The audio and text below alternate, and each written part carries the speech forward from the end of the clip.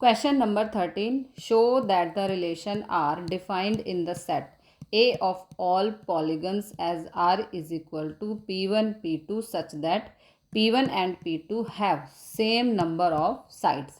पिछले क्वेश्चन में ट्रायंगल की बात की थी। यहाँ पे हमें कोई भी पॉलीगन शेप दी है P1 और P2, दो पॉलीगन शेप हैं। दोनों पॉलीगन के अंदर सेम नंबर ऑफ साइड्स होनी चाहिए।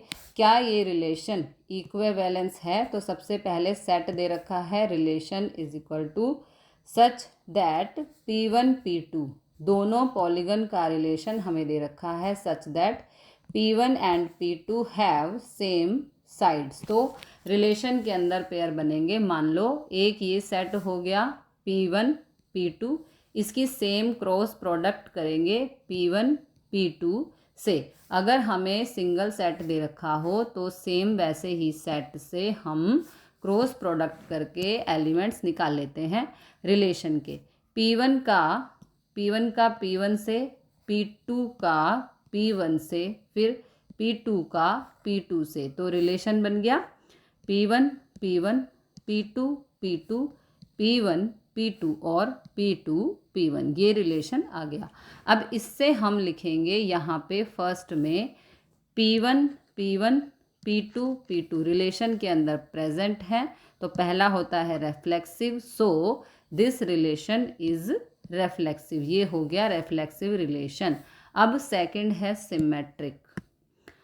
सिमेट्रिक। तो यहाँ पे P1 P2 और इसका उल्टा P2 P1 दोनों प्रेजेंट हैं, बिलोंग्स टू R है, सो दिस इज सिमेट्रिक। तो ये रिलेशन सिमेट्रिक है। अब थर्ड प्रूव करना है ट्रांजिटिव। तो ट्रांजिटिव प्रूव करने के लिए हमारे पास होने चाहिए 3 एलिमेंट्स और 3 के पेयर होने चाहिए, क्योंकि ट्रांजिटिव में होता है A, B अगर बिलोंग्स टू रिलेशन है और B, C भी बिलोंग्स टू R है, तो A और C का पेयर भी बिलोंग्स टू R होना चाहिए, तभी हम उसे ट्रांजिटिव कहेंगे। इसका मतलब ABC यहाँ पे हमें 3 पॉलीगन अज्यूम करने पड़ेंगे थर्ड केस के लिए। तो यहाँ पे होगा P1 और P2 बिलोंग्स टू R है, रिलेशन में प्रेजेंट है, मतलब P1 P2 के इक्वल है।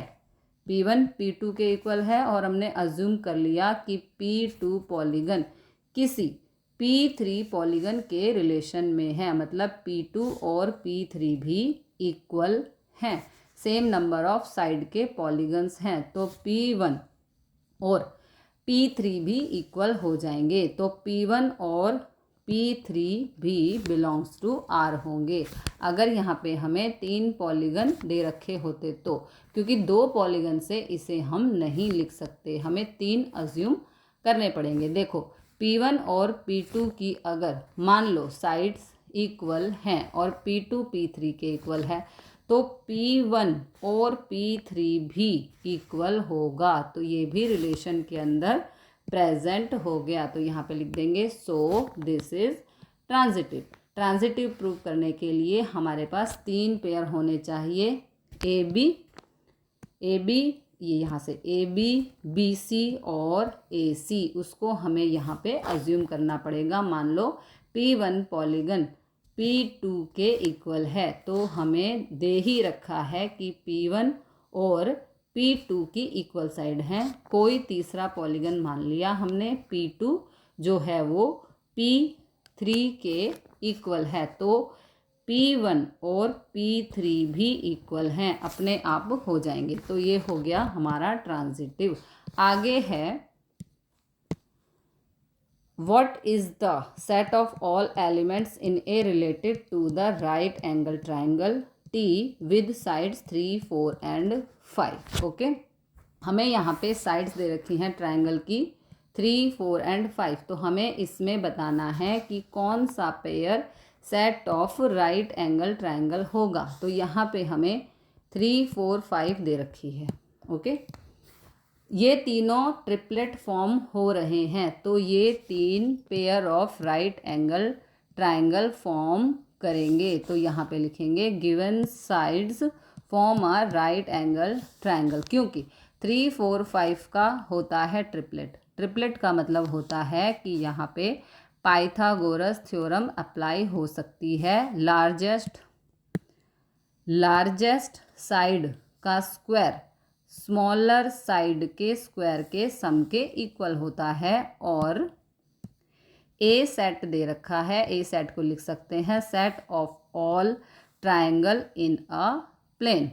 राइट एंगल ट्रायंगल फॉर्म करेंगे और ये एक ही प्लेन में होंगे, ये हमारा सेट हो जाएगा।